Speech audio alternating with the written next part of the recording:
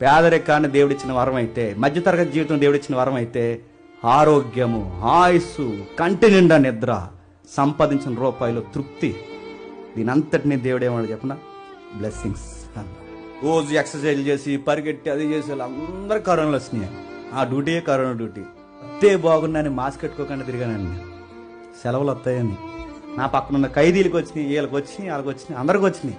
వస్తే బాగుంది అనుకున్నాను, రాదే.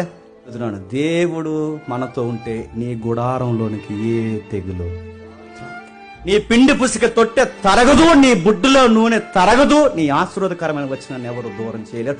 ఎప్పుడు ప్రభు అంటే నా ఆజ్ఞను పాటించి జెన్యూన్గా ఉండడానికి ట్రై చేయి.